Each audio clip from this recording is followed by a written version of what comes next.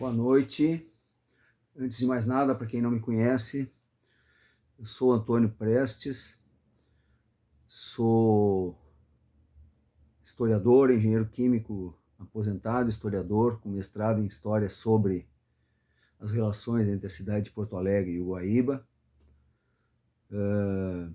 Nasci na Campanha, sou um porto-alegrense por adoção, embora tenha vivido uma parte da minha vida no Rio de Janeiro, em Salvador. Me coloco como porto-alegrense, talvez a minha primeira identificação, além de brasileiro e colorado. Gaúcho, naturalmente. Eu gostaria de dizer, em primeiro lugar, que neste momento em que estamos saindo agora dos efeitos mais graves dessa grande enchente que assolou o estado do Rio Grande do Sul e a região metropolitana de Porto Alegre,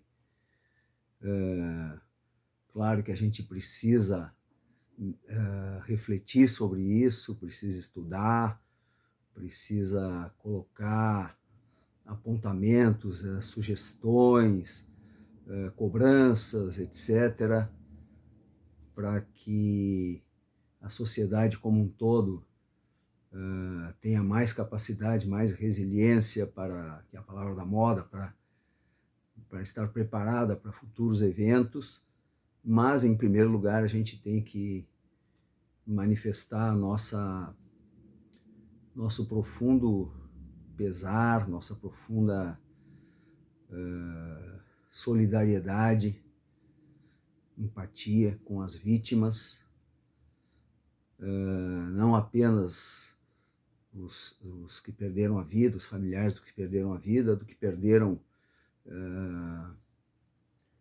às vezes, fruto de anos e anos de trabalho, perderam também, que é uma coisa dolorosa, também perderam muitas vezes suas memórias, seus documentos. Isso é sempre importante manifestar. Muito bem. Então, meu abraço.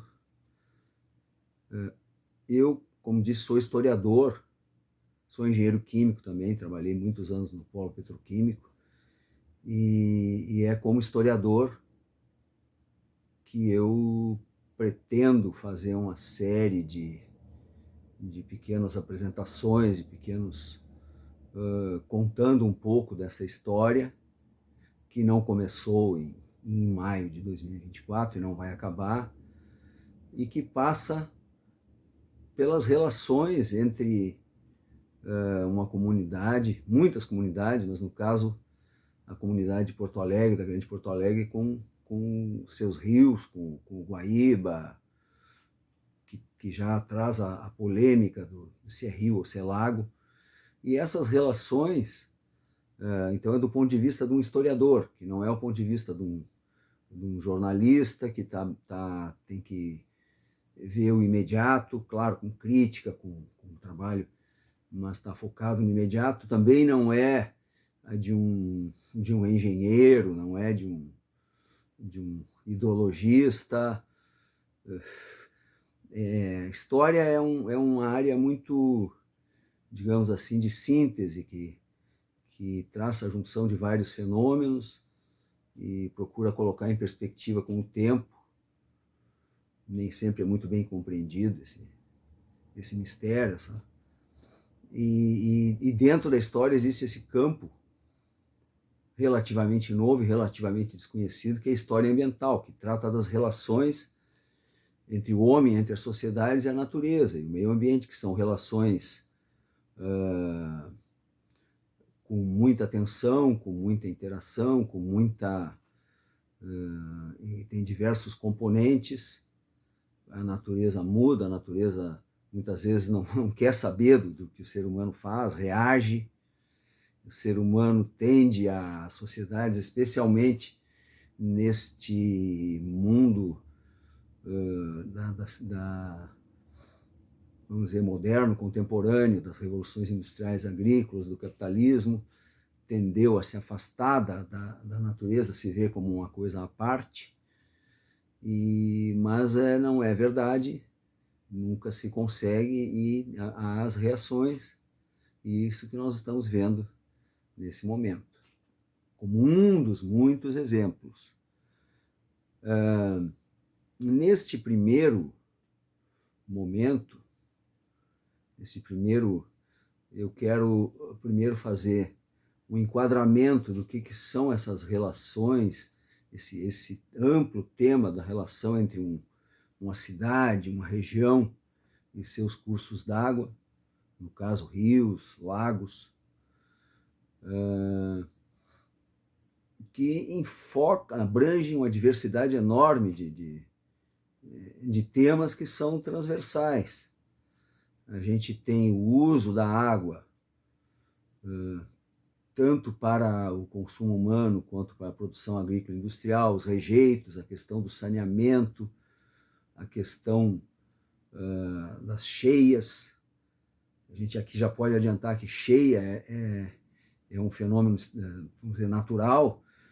Enchente já seria a consequência sobre uma determinada aglomeração, uma determinada área urbana ou mesmo rural. Tem o transporte, tem o lazer, tem muito a questão da habitação, tem muito a questão de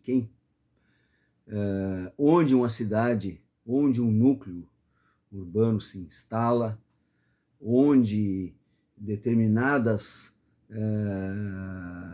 populações conseguem ter acesso à habitação, outras não, as preferências, porque sempre é fato que desde os primórdios da humanidade, do mundo mais civilizado, as populações se colocam próximas aos cursos d'água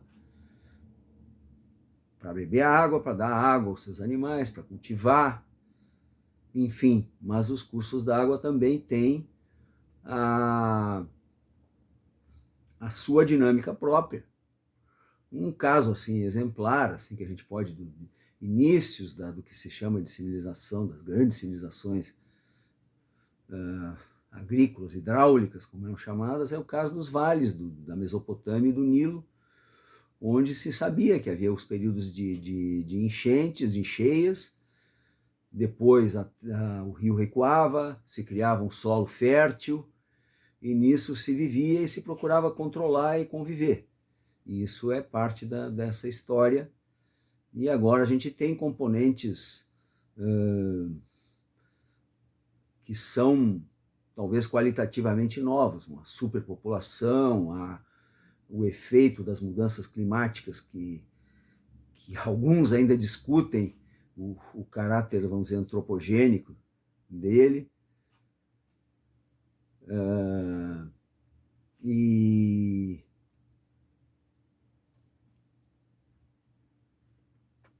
E também,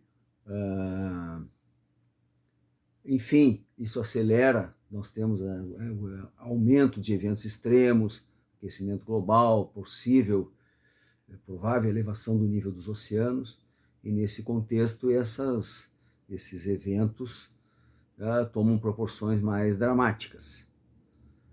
Bem, esse então é o enquadramento inicial, e para o caso específico do Rio Grande do Sul, da Grande Porto Alegre, eu gostaria de iniciar falando sobre a existência de uma vasta bibliografia de memórias e de trabalhos, e que, no entanto, muito poucos são especificamente trabalhos da história, são trabalhos historiográficos propriamente. Como eu disse, a história ambiental é um campo relativamente novo, e a gente não tem muita coisa disso.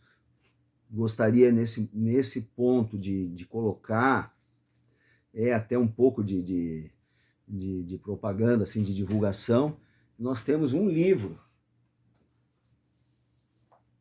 que foi, hoje, nesse ano está fazendo 10 anos, que é uma coletânea de artigos, no qual eu participo com um dos artigos envolvendo o tema das cidades e dos rios, que diz respeito ao processo de poluição do Guaíba em Porto Alegre, mas há outros, inclusive meu colega Fabiano Ruckert, que é um dos coordenadores, trata dos banhados e das inundações na região de São Leopoldo, no Vale dos Sinos.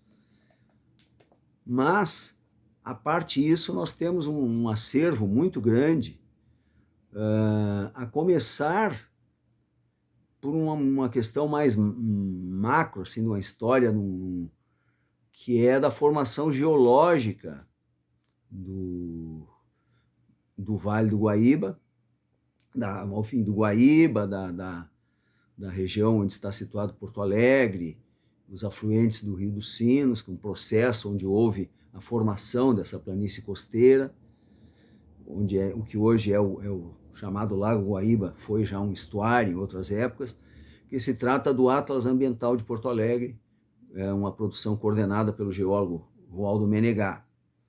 Sobre especificamente as relações entre o Guaíba e a cidade de Porto Alegre e região, incluindo o lado oposto à cidade de Guaíba, mas também as cidades do Vale, como Canoas, como Viamão, nós temos várias produções, algumas mais recentes, como Águas do Guaíba, do jornalista Rafael Guimarães, mas outras, como O Rio que Não é Rio, escrita ainda nos anos 60, que foi uma série de reportagens do Correio do Povo. Nós temos do próprio Rafael Guimarães um belo trabalho de reportagem que foi a respeito da enchente de 1941, que agora a gente viu, de certa maneira, se reviver nesse momento, apesar dos sistemas de proteção que foram colocados, mas já antecipo, muito pior, muito provavelmente seria se não existisse nenhum sistema de proteção, com toda a polêmica que existe em torno disso.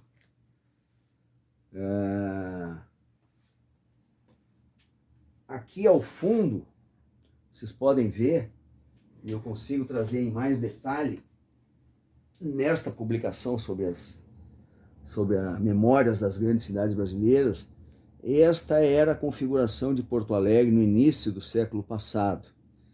A gente pode ver aqui, Porto Alegre, o centro se situava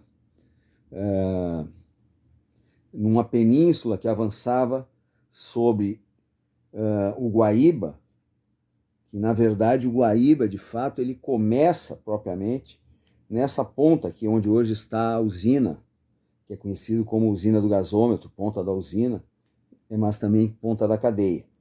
A partir daqui há um alargamento e se forma propriamente o Guaíba. Aqui são as ilhas do delta do Jacuí, e dá para ver aqui que a cidade era muito menor e avançou, como a gente pode ver em outros mapas, depois ela avançou sobre territórios que foram tirados do Guaíba por razões diversas, umas ligadas à prevenção de inundações e outras ligadas à questão da mobilidade, criar novas áreas, a formação do cais do porto. Mas, enfim, isso não é uma característica exclusiva de Porto Alegre, longe disso. Rio de Janeiro teve isso, São Paulo, nas várzeas dos seus grandes rios, Salvador também. É uma característica muito comum em todas as cidades do Brasil e do mundo. Bem, a respeito inclusive de São Paulo, existe uma bibliografia muito interessante, exaustiva, sobre todas essas relações, que é o livro do historiador Jane Jorge, Tietê, sobre o rio Tietê, o rio que a cidade perdeu, que aborda o período de 1890 a 1940. Bem, vou encerrando por aqui, antes tendo o cuidado de dizer que este vídeo é complementado por uma postagem no meu perfil no Facebook, História para Toda a Gente, onde coisas que aqui estão aparecendo vão aparecer com mais detalhe, com mais propriedade, de modo a esclarecer a visualização melhor do tema tratado.